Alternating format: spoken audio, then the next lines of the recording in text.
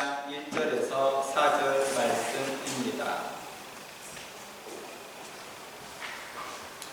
함께 읽어볼까요? 태초에 말씀이 계시니라. 이 말씀이 하나님과 함께 계셨으니 이 말씀은 곧 하나님이시니라.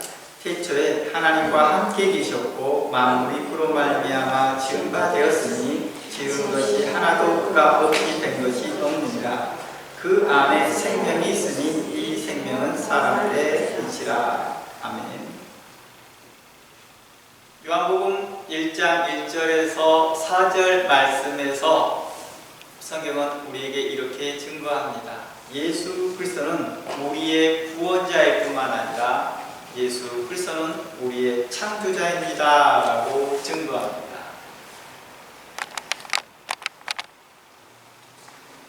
2절, 3절 말씀에서도 우리가 알 수 있듯이 3절에서 말씀에서 알 수 있듯이 만물이 그로 말미암아 지은 바 되었다라고 하며 창조자이심을 이야기합니다. 뿐만 아니라 4절에서는 그 안에 생명이 있었으니 이 생명은 사람들의 빛이라 하면서 예수 그리스도는 우리의 구원자 되심을 또한 선포하고 있습니다. 사도 요한은요, 이 사실을 요한복음뿐만 아니라 요한복음 전체를 통하여서 증거할 뿐만 아니라 그의 서신서 요한 1, 2, 3서와 요한계시록을 통해서도 또한 증거하고 있습니다. 이뿐만 아니라 다른 사도들, 즉 사도 요한, 사도 바울과 사도 베드로와 같은 그러한 사도들도 이와 같은 증거로 그리스도는 우리의 구원자이시며 우리의 창조자 되심을 증거하였습니다. 우리가 이러한 내용들을 지난주에 우리가 한번 살펴보았습니다. 골로새서 다시 한번 지난주에 살펴보았던 골로새서 1장 말씀을 다시 한번 봐보겠습니다. 골로새서 1장 13절 골로새 1장 13절 말씀에 이러한 말씀이 있습니다. 그가 우리를 흑암의 권세에서 건져내사. 이 말은 우리의 구원자 되심을 또한 이야기하고 있습니다. 그의 사랑의 아들의 나라로 옮기셨으니 그 아들 안에서 우리가 속량 곧 제3을 얻었다라고 말합니다. 13절 말씀은 그가 우리를 흑암의 권세에서 건져내사 할 때는 그는 성부 하나님이 되시겠고 그의 사랑의 아들의 나라로 옮기셨으니 그 아들 안에서 우리가 속량 곧 제3을 얻었다 하면서 그 아들 예수 그리스도로 말미암아 구원받았음을 이야기합니다. 그러면서 16절에서는 창조자로서 소개합니다. 만물이 그에게서 창조되되 하늘과 땅에서 보이는 것들과 보이지 않는 것들을 혹은 왕권들이나 주권들이나 통치자들이나 권세들이나 만물이 다 그로 말미암았고 그를 위하여 창조되었고 또한 그가 만물보다 먼저 계시고 만물이 그 안에 함께 섰느니라 라고 하면서 예수 그리스도를 창조자로 증거하고 있습니다. 이 내용에 대해서 지난주에 살펴보았던 고린도전서 6장 내용과 동일한 내용입니다. 그러나 골로새서 이 내용은 우리에게 좀 더 자세하게 설명합니다. 이처럼 성경은 예수님은 구원자지만 구원자뿐만 아니라 창조의 근본이 되시는 하나님 되심을 증거했습니다. 이 증거는 우리가 누구로 말미암아 창조되었고 또한 누구의 소유이며 그리고 우리의 존재 목적이 무엇인지를 답해주고 있는 것입니다. 이러한 내용들은 이미 요한복음 1장, 요한복음 1강, 2강을 통하여서 이미 여러분과 함께 나눴던 내용들입니다. 요한복음 1장 1절에서 4절 내용은 바로 창조자가 예수 그리스도이시며 우리는 그의 소유이며 우리는 어느 목적에서 어떠한 방향에서 삶을 살아야 될지를 우리에게 제시해주고 있다는 것입니다. 신학에서 이것을 쉽게 정리해 둔 것이 웨스트민스터 신학 고백서와 소요리 문답입니다. 신학에서는 다양한 방법으로 정리해 두었지만 그 중에서 특별히 일반 통신도들, 일반 성도들에게 쉽게 접근할 수 있는 게 웨스트민스터 신학 고백서와 소요리 문답입니다. 저희 교회에서는 이 웨스트민스터를 몇 차례 우리가 함께 나눴던 것이 있습니다. 그 중에서 웨스트민스터 소요리 문답 제1문 1답에 따르면 이렇게 말합니다. 사람의 제일 되는 목적은 무엇인가? 라고 질문합니다.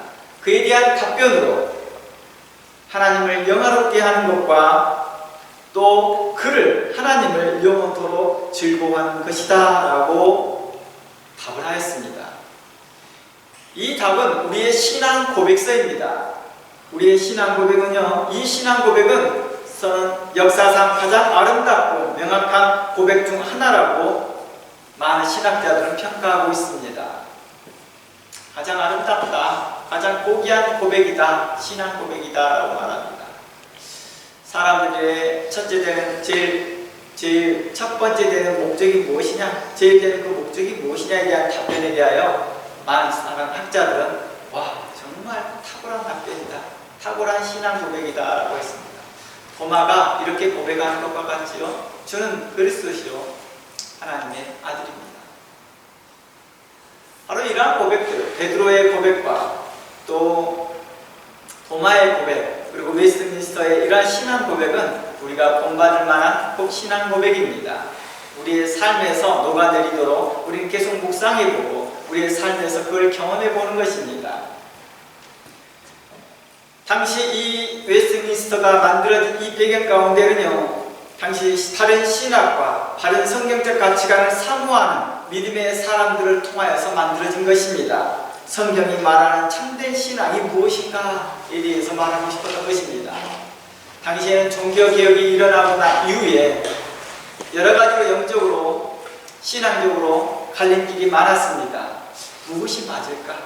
그동안 오랫동안 몇천 년 동안 중세교회에 있었던 그런 신앙에서 다시 종교개혁이 일어났을 때 우리는 어떻게 신앙을 바르게 고백해야 될까? 타락되었고 퇴색되어졌고 변질되어졌던 중세교회 신앙에서 무엇이 옳고 그름인지를 밝히 알지 못했던 그 혼탁한 시대에서 분명한 빛을 조명해 주었던 것이 웨스트민스터 신앙 고백서와 같은 것이었습니다. 그러므로 이 웨스트민스터는요, 몇백 년 전에 신앙 고백뿐만 아니라 현재 우리가 믿는 바른 신앙의 고백이기도 합니다. 성경 안에서 가장 체계적으로 겸손하게 정리해 놓은 신앙의 지도와 같은 역할을 하고 있습니다. 그러니 웨스트민스터를 보면서 성경을 볼 때 성경의 바른 시각들을 찾아볼 수 있다는 것입니다. 성경을 읽다가 이런 것들이 의문점이 생길 때 웨스트민스터의 그 의문에 대해 답을 하고 있다는 것입니다. 우리가 성경을 읽다 보면 가끔씩 의문점이 생기잖아요. 그러면 그 의문에 대하여서 대부분 답을 하고 있다는 것입니다. 이러한 웨스트민스터 신앙 고백서와 또 소요리 문답, 또 대요리 문답, 이러한 것들을 통하여서 답을 찾아볼 수 있다는 것입니다. 그러므로 이곳에서 잠시 우리는 머물러서 웨스트민스터 소요리 문답 제1문 1답을 좀 더 설명하면서요, 오늘 요한복음과 같이 요한복음의 본문과 연결하여서 설명해 보고자 합니다. 웨스트민스터 신앙고백 1문 1답에서 사람의 제일 된 목적이 무엇입니까? 라는 대답의 첫 번째로 이렇게 말합니다. 하나님을 영화롭게 하는 것입니다. 그리고 그를 하나님을 영원토록 즐거워하는 것입니다 라고 시작합니다. 하나님을 영화롭게 하고 그를 즐거워할 수 있는 것은요, 바로 우리 마음에 감사함이 있어야 될 것이겠죠. 그 감사함이 있을 때만이 이게 가능하다라고 성경은 증거하고 있습니다. 우리 그러잖아요. 이 하나님을 영화롭게 한다라는 말을 좀 더 쉽게 말한다면 하나님을 존중한다, 하나님을 존경한다, 하나님을 경배한다라는 말로 표현할 수 있잖아요. 근데 그것을 가능케 하는 게 하나님에 대한 감사한 마음에서 가능하다는 것입니다. 어버이날에 자녀들이 꽃을 달아주는 이유가 그냥 행사의 하나의 이유도이겠지만 일반적으로 감사함을 표현하는 거잖아요. 꽃은요, 부모님 고맙습니다, 낳아주시고 길러주시고 키워주신 것 감사합니다 하는 그 감사의 표현인 거죠. 또 그를 즐거워하는 것입니다. 하나님을 즐거워하는 것, 하나님이 있을 때 즐겁다는 것입니다. 바로 이런 것은 감사함이 전제되어야 한다라고 말합니다. 하나님께 감사해야 할 가장 본질적인 이유, 근본적인 이유는 바로 예수 그리스도를 통한 그 구속의 은혜이기 때문입니다. 우리가 구속받았다. 영어로 리덴션이라고 표현하는 이 구속, 우리가 하나님께 구원함을 받았고 구속함을 받았다라는 이 은혜에 우리가 감사하는 것입니다. 에베소 한번 찾아가 볼까요? 에베소 2장 1절부터 가봅니다. 에베소 2장 1절에서 8절 말씀까지 내용을 가보겠습니다. 그는 허물과 죄로 죽었던 너희를 살리셨도다. 예수 그리스도께서 우리를 살리셨다라고 말하는 것이죠. 그때 너희는 그 가운데 행하여 이 세상 풍조를 따르고 세상의 공중 권세자를 따랐으니 곧 지금 불순종의 아들 가운데 역사하는 영이라.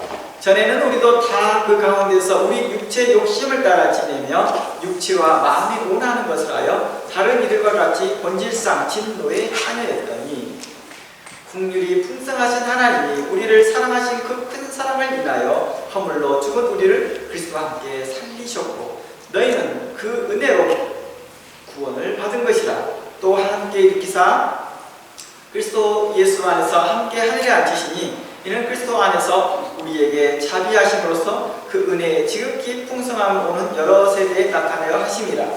너희는 그 은혜를 인하여 믿음으로 말미암아 구원을 받았으니 이것은 너희에게 난 것이 아니요 하나님의 선물이라 라고 말합니다.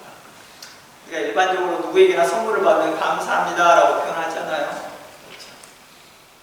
우리에게 받은 그 선물이 너무 크고 놀라워서 우리의 삶에서 영원한 감사라고 말합니다. 왜냐하면 우리 그리스도께서 행하신 그 일이 영원한 구속을 해주셨기 때문입니다. 에베소 1장 7절에서는 이렇게 말합니다.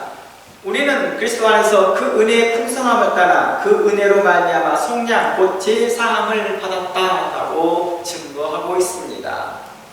그리하여 우리가 어떻게 되었느냐라고 했더니 6절 말씀 5절부터 볼게요. 또 허물로 에베소 2장 5절입니다.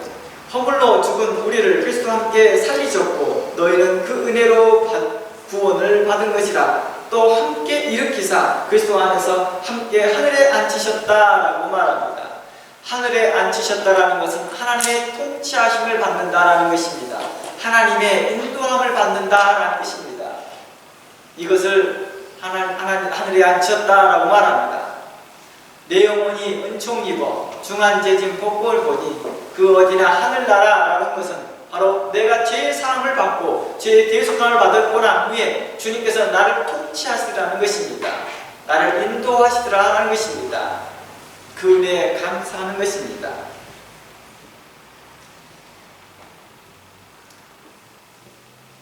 창조자 되신 그 하나님께서 예수 그리스도께서 우리에게 무한한 대가를 치르셨다는 것입니다.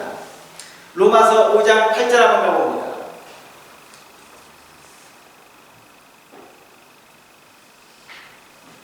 로마서 5장 8절 우리가 아직 죄인 되었을 때 그리스도께서 우리를 위하여 죽으심으로 하나님께서 우리에 대한 자기의 사랑을 확증하셨다라고 말합니다.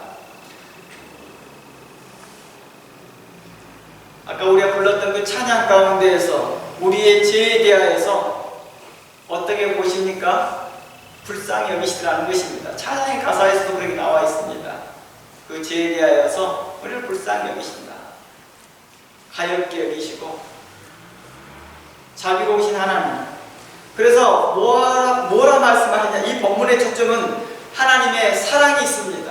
로마서 5장 8절은 하나님의 사랑을 우리에게 나타내 보입니다. 심지어 우리가 죄인이었을 때도 불구하고도 그 아들 예수 그리스도를 십자가에 죽이기까지 대속하기까지 우리를 사랑하셨다라고 말합니다. 우리가 무언가를 알거나 행하기 전, 즉 자유가 없는 상태에서 먼저 베풀어진 하나님의 사랑이 있었다라고 말합니다. 우리 이러한 것들은 우리의 삶 가운데 자주 경험하는 것이죠. 요한복음 1장 16절에서 그래서 이렇게 말합니다. 우리에게 유명한 구절이죠. 하나님이 세상을 이처럼 사랑하사 독생자를 보내주셨으니 누구든지 믿는 자마다 멸망치 않고 영생을 얻게 하려 했다라고 말합니다. 우리에게 필요한 것 믿음이었습니다. 어떤 믿음이었습니까? 하나님이 나와 함께하는 믿음, 나를 통치하신다는 믿음, 나를 구속해 주셨다는 그 믿음을 믿는 것입니다. 또 하나의 감사할 이유가 요한복음 1장 12절 말씀에 요한복음 1장 12절 말씀에 할 수만 있으면 요한복음을 근거해서 웨스트민스터를 이해해 보려고 했습니다. 요한복음 1장 12절 말씀에 영접하는 자, 곧 그 이름을 믿는 자들에게는 하나님의 자녀가 되는 권세를 주었다라고 말합니다. 뿐만 아니라 우리가 감사해야 될 이유가 하나님의 자녀되는 권세를 부여하여 주셨다는 것입니다. 죄사함뿐만 아니라 우리에게 하나님의 자녀되는 권세를 주었다는 것입니다. 내가 너를 사랑해 하면서 아무런 것들 주지 않는 것이 아니라 1차적으로 주시더라는 것입니다. 그 놀라운 것이 하나님의 자녀되는 것이었습니다. 그러므로 인하여서 성경은 우리에게 이렇게 말합니다. 이제 하나님을 아버지라고 부르게 하였다. 우리가 이것을 설명할 때 아버지라고 하는 것이 좀 번역을 좀 잘못하시는 분도 있는데 이것을 아버지라고 부르게 했다라고 표현하는 것도 있어요. 본문에서요. 아버지라고 표현하는 건 좀 문맥에 맞지 않는 것 같습니다.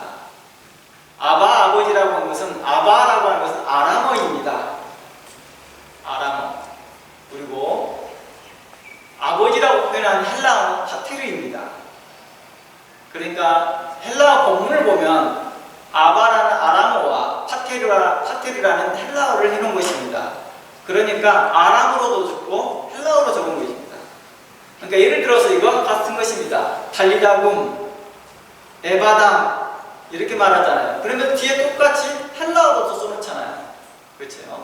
그러니까 똑같은 것입니다. 달리다굼 했더니 소녀야 일어나라. 아람어는 앞에, 뒤에는 헬라어. 에바다 열려라라는 아람어를 뒤에다 헬라어로 또 써놓습니다. 이와 같은 맥락에서 말하면 좋습니다. 강조한 것이죠. 강조법이죠. 하나님을 아버지라 부르게 한다는 것입니다. 결코 하나님을 아버지라 부를 수 없었으나 아버지라 부른다는 것입니다. 이는 감격할 일이라는 것이죠. 이게 얼마나 감격스러운 일인지에 대해서는 성경은 여러 가지로 증거하였습니다. 우리가 죄인이었고 하나님과 관계없었던 사람이었다고 에베소는 말하였습니다. 하나님과 관계가 없었던 너희를 이제 하나님의 권속으로 시민으로 불러주었다라고 성경은 이야기하고 있습니다. 에베소 2장 가봅니다. 에베소 2장 다시 돌아봅니다. 에베소 2장 16절. 에베소 2장 1절부터 쭉 읽어보다가 16절로 이제 넘어갑니다. 또 십자가로 이 둘을 한 몸으로 하나님과 화목하게 하려 하심이라. 원수된 것을 십자가로 소멸하시고 하나님과 우리 사이가 원래는 원수였대요. 그냥 때가 되어서 하나님을 아버지라 부를 수 있는 조건이 형성이 되지 않았다는 것입니다. 17절. 또 오셔서 먼 데 있는 너희에게 평안을 전하고 가까운 데 있는 자들에게 평안을 전하였으니 이는 그로 말미암아 우리 둘이 한 성령 안에서 아버지께 나아감을 얻게 하려 하심이라. 예수 그리스도로 말미암아 성부 하나님께 우리가 나아갈 수 있는 힘을 얻었다라고 말합니다. 그리하여 19절은 이렇게 선포합니다. 그러므로 이제는 너희는 외인도 아니요 나그네도 아니요 오직 성도들과 동일한 시민이요 하나님의 권속이라 하였습니다. 하나님의 권속이라는 말은 하나님의 자녀가 되었음을 이야기하고 있는 것입니다. 하늘의 시민권을 가진 자들, 그러니 하나님께 영광을 돌리고 영화롭게 해야 되고 하나님을 존경해야 되는 것이 맞지 않겠느냐 라는 것이 결론이 이렇게 나는 것이죠. 웨스트민스터 신앙 고백은 그냥 하나의 주장을 해놓고 난 후에 무조건 이렇게 해 라고 하는 것이 아니라 성경을 연구하고 의로운 마음과 신실한 신학자들과 의인들이 함께 모여서 이 신앙 고백을 만들 때는 수많이 성경을 연구한 결과물이었던 것이죠. 성경을 연구해 봤더니 우리 사람의 최종의 목적이 하나님께 감사할 수밖에 없구나. 그 구속의 은혜와 뿐만 아니라 그에게 구속하시고 난 이후 부여진 그 은혜들, 하나님의 자녀 삼으시고 하나님께 통치하시고 인도하시고 간섭하시고 뿐만 아니라 하나님의 시민권자로서 우리를 인도하시라는 것입니다. 그러니 감사할 수밖에 없다라고 말하는 것입니다. 죄사함부터 시작하여서 예수 그리스도께서 우리를 피 흘려서 죽으시고 그로 인하여서 죄사함을 받고 구원받고 하늘의 시민권자 되고 하나님의 자녀 삼으시고 하나님의 통치 아래 거하게 하신 그 은혜에 우리는 감사하라는 것입니다. 이 모든 구원의 길을 여시기 위해서 첫 번째 해야 될 일이 있었습니다. 그게 바로 하나님께서 예수 그리스도께서 말씀이 육신이 되어 우리 가운데 거하신 사건이었습니다. 만일 예수 그리스도께서 말씀이 되어 예수 그리스도께서 육신이 되어 우리 가운데 거하시는 그 사건이 없었다 한다면 십자가 사건이 있을 수가 없겠죠. 대속의 은혜가 일어나지 않겠죠. 그러므로 우리가 하나님께 정말 감사해야 될 이유에 대해서 예수 그리스도의 성육신입니다. 그러니 요한복음 1장 14절 말씀에 말씀이 육신이 되어 우리 가운데 거하심에 라고 증거합니다. 요한복음 1장 14절 다시 한번 읽어봅니다. 말씀이 육신이 되어 우리 가운데 거하심에. 이 내용이 말의 의미가 뭘 의미하겠습니까? 다른 내용들을 이해해보고 나니까 이 말씀이 감격스러운 말씀이라는 걸 알게 됩니다. 와우, 이 사건이 없었다면 십자가 사건이죠. 예수 그리스도의 탄생이 없었다 한다면, 예수 그리스도께서 우리 오시지 않았다 한다면 우리가 참 하나님을 볼 수 없었겠구나 하고 했던 거겠죠. 그리고 우리의 구속이 있을 수 없었겠구나. 그러므로 말씀이 육신이 되어 우리 가운데 거하신 그 은혜에 감사하며 사도들과 의인들은 이렇게 고백합니다. 우리가 그의 영광을 보니 아버지의 독생자의 영광이요 은혜와 진리가 충만하구나 라고 고백하였던 것입니다. 이 내용을요 9절을 똑같이 9절 내용에서는 이렇게 말합니다. 요한복음 1장 9절입니다. 요한복음 1장 14절 말씀이 나오기 전에 9절은 또 같은 내용을 다른 표현을 해준 것입니다. 참빛 곧 세상에 와서 각 사람에게 비추는 빛이 있었다. 예수님을 참빛이라고 말합니다. 그러니까 성경을 볼 때 특정 단어에 얽매여서 말씀이라는 단어가 로고스니까 로고스라는 단어를 다 모두 연결을 해서 다 성경에 나온 모든 단어를 로고스는 다 하나님이야 예수님이야 이렇게 해석하면 안 되는 거겠죠. 예수님에 대한 표현하는 방식은 다양하게 표현합니다.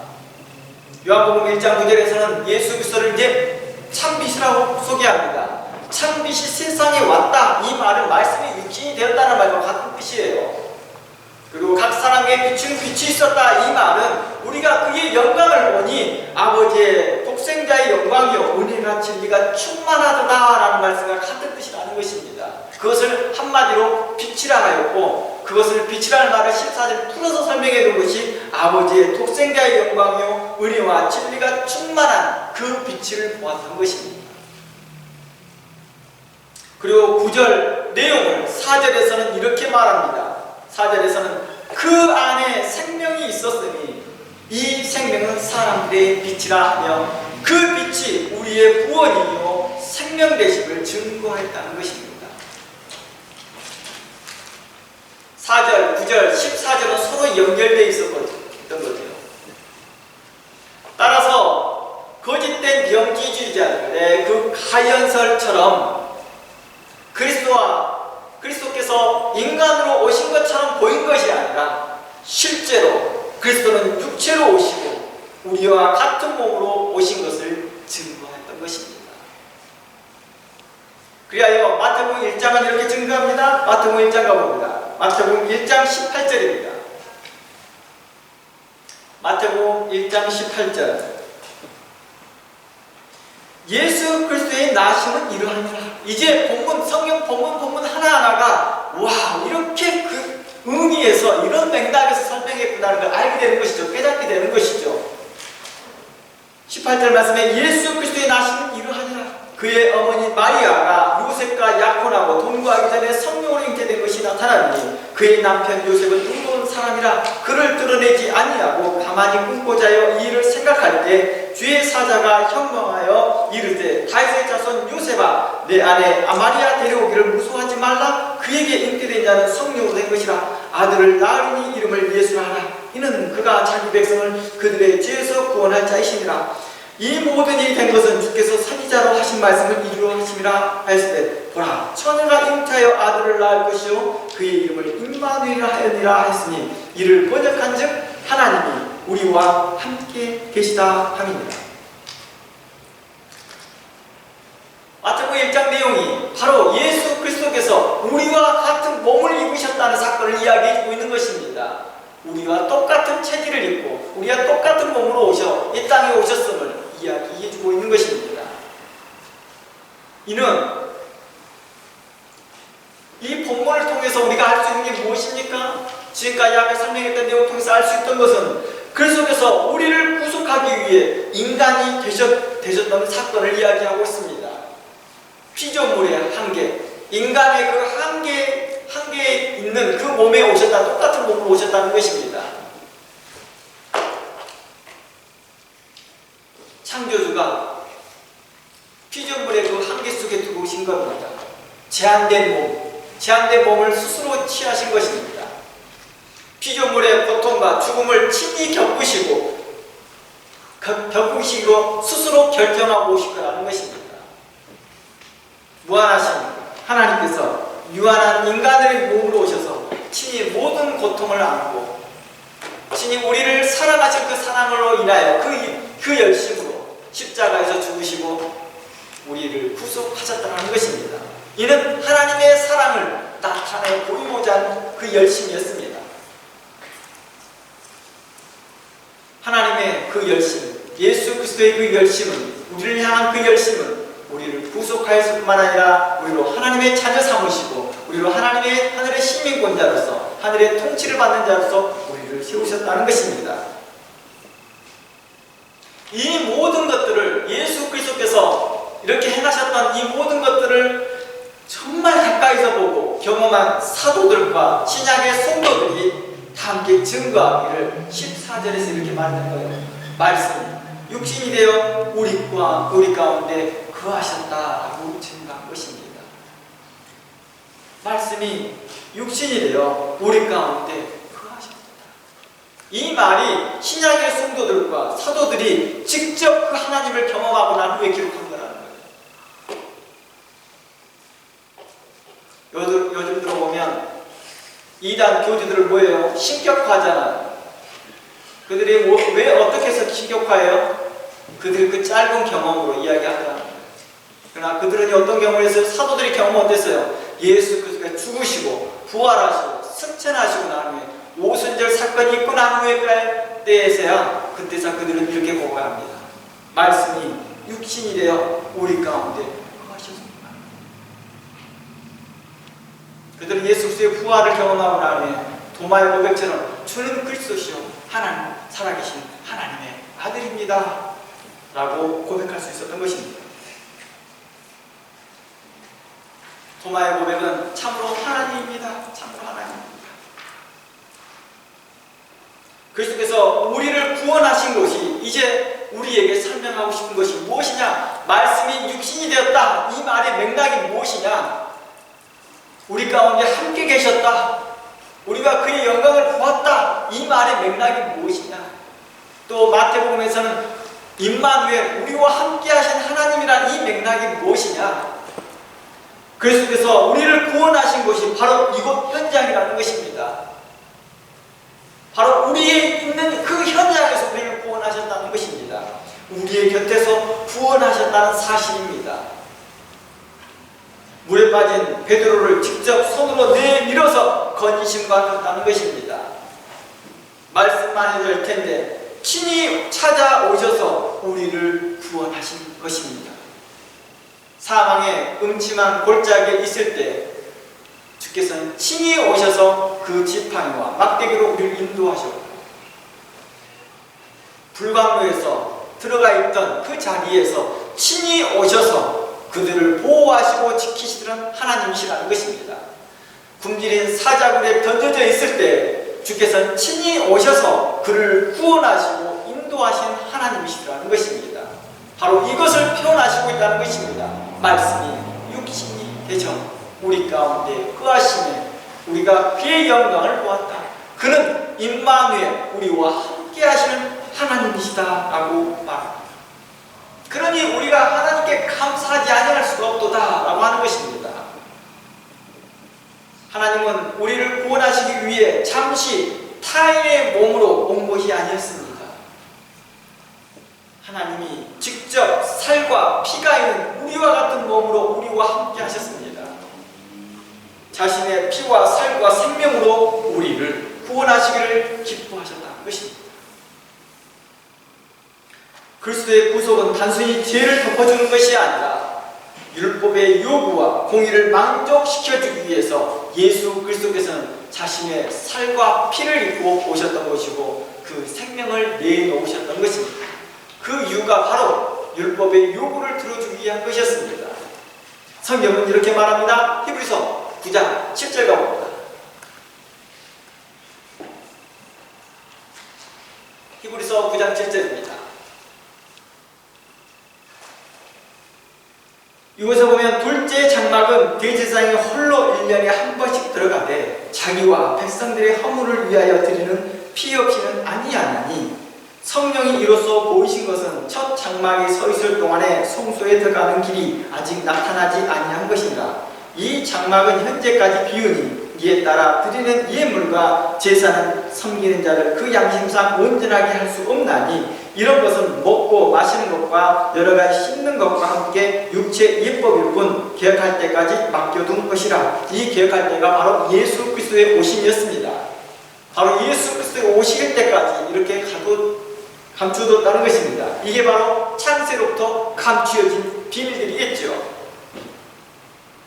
그리스도께서는 장래 좋은 일의 대장으로 오사 손으로 짓지 아니한 것 이 창조에 속하지 아니한 더 크고 온전한 장막으로 말미암아 염소와 송아지의 피로 아니하고 오직 자기의 피로 온전한 속죄를 이루사 단번에 성소에 들어가게 하였다라고 말합니다.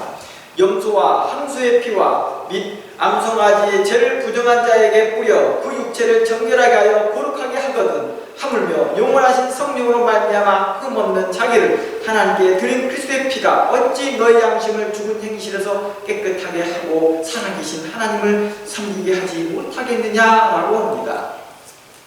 구약에서 예수 그리스도 오시기 전까지 사람들을 정결케 하는 것은 피로 정결케 했다고 말합니다. 이 피는 짐승의 피였고 양과 염소와 또 수양을 통하여서 암송아지를 통해서 했다고 말합니다. 이 죄를 부정한 사람들에게 뿌리면 이 죄를 맑게 했다고 말합니다. 육체를 정결케 했다고 말합니다. 그러나 양심을 온전케 했느냐? 양심을 온전케 할 수 없었다라고 말합니다.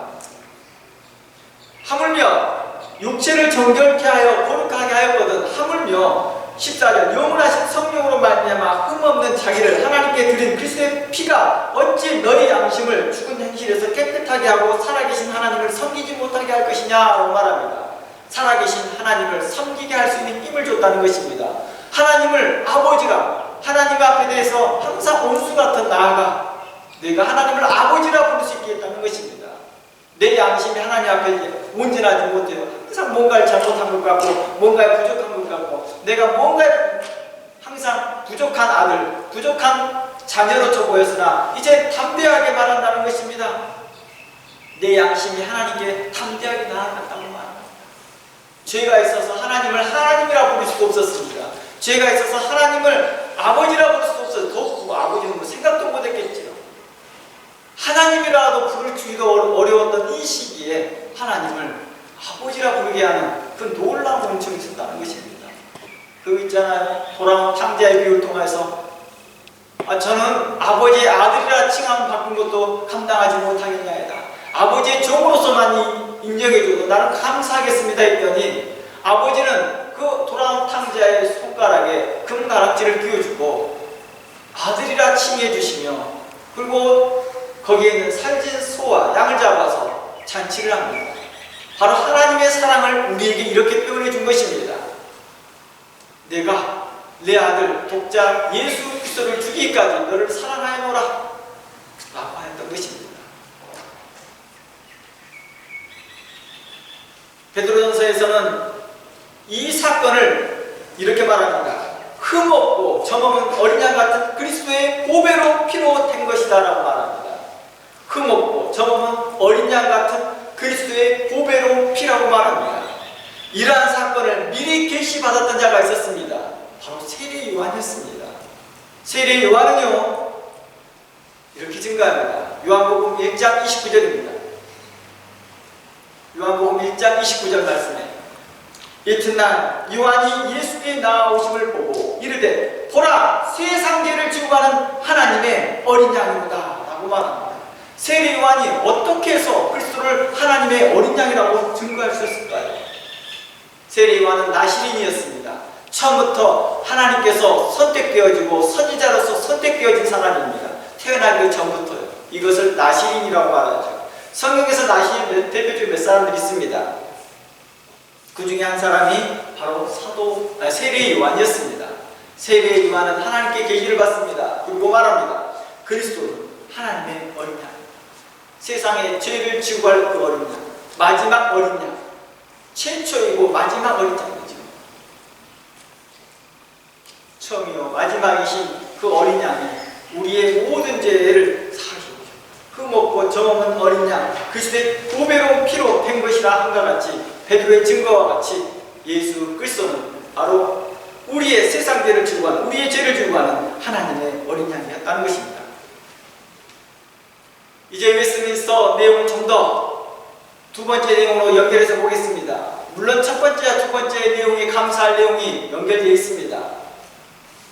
웨스트민스터 소리 문답 사랑이 제일 되는 목적 그 일문 일답의 그 두 번째는 답변은 하나님을 영원토록 즐거워하는 것이라 했습니다. 하나님께 감사할 뿐만 아니라 경배할 뿐만 아니라 그분을 기뻐하는 것입니다. 하나님을 기뻐하는 것입니다. 구속은 우리 안에 파괴되었던 존재의 목적과 기쁨을 회복시켜 주었습니다. 내가 하나님에 대한 기쁨이 회복된 것입니다. 내가 부모님께 대한 마음의 기쁨이 회복된 것입니다. 어렸을 때 자녀들이 어때요? 지금 작은 아이들만 보아도 부모님만 있어도 기쁩니다. 행복합니다. 그러나 사춘기가 지나면서 시행되면서 마음에 다른 생각이 있으면 다시 행복된 거라고 보는 것이죠. 부모님이 있기만 해도 기쁜 것입니다. 바로 예수 그리스도로 말미암아 그 기쁨이 회복된 것입니다. 그리고 하나님과의 관계 가운데 내가 살아가는 그 관계 가운데 그 목적이 파괴되어져 있었으나 이제 다시 회복되어집니다. 내가 창조되어진 목적이 무엇이었는지를 알게 되었던 것이죠. 죄로 인하여 하나님을 두려워하는 대상이 아니라 이제 죄로 인하여서 두려운 대상이 아니라 이제는 하나님을 즐거워하는 대상, 하나님을 의지하는 대상, 하나님을 기쁨의 대상, 의지의 대상으로 변환되어지고 전환되어지고 바뀌었다는 것입니다. 회복되었다는 것입니다. 회복이라는 단어가 가장 적당한 단어일 것입니다.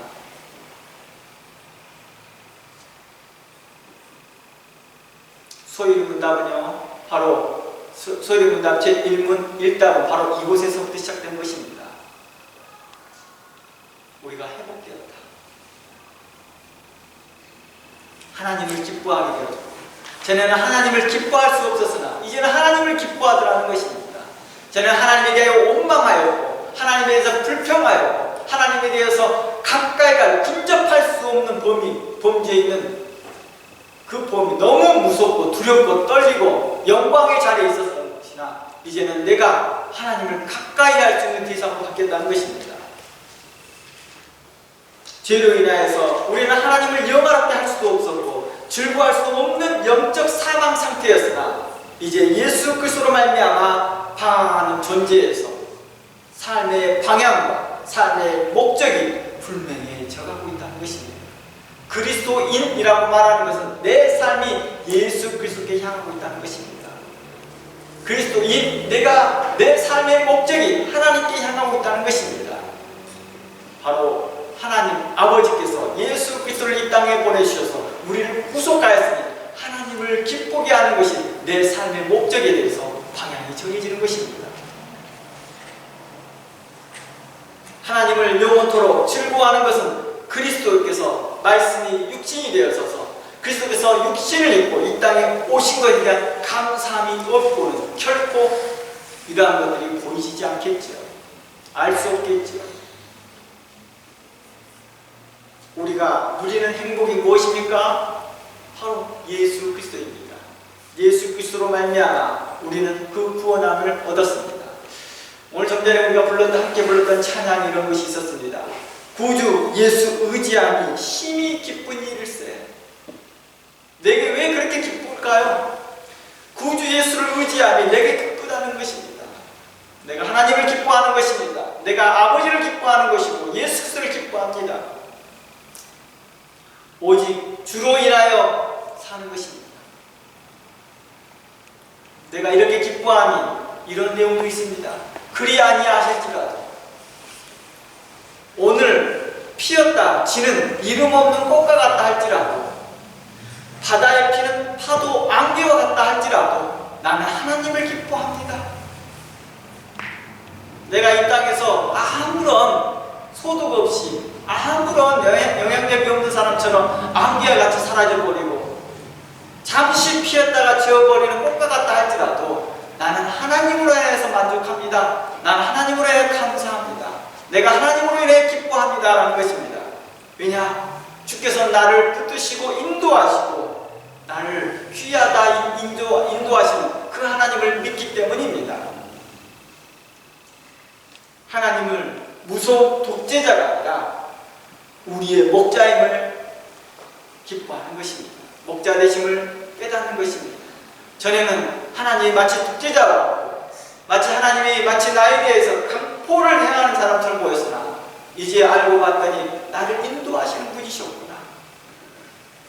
내가 하나님을 전에는 알지 못하였으나 이제 하나님을 알았구나. 사도 바울이 내가 전에는 알지 못하였고 핍박하고 내가 그에 대하여 예수 그리스도를 믿는 자들에 대해서 강포를 행하였으나 알고 나니 그는 회개하고 이제 예수 그리스도를 인하여 그 예수 그리스도의 사도로서 예수 그리스도의 종으로서 충실한 종으로서 그는 살아가며 예수를 인하여 살아갑니다. 그는 기뻐합니다. 그를 인하여 고난받는 것, 그를 인하여서 고통받는 것을 즐거워하며 하나님께 나아갔던 것입니다. 시편 23편의 고백처럼 하나님 한 분만으로 충분합니다라고 고백하며 여호와는 나의 목자시오 나의 피할 바위시오 내가 사망의 음침한 골짜기를 갈지라도 주께서 나를 항상 안위하실 그 하나님을 믿는 것입니다. 그분이 내게 기쁨이 되기 때문입니다. 그 연애해 보았던 그 시절에 보면요 두려움이 사라져요. 사랑은 우리에게 두려움을 극복하게 합니다. 성경은 우리에게 말합니다.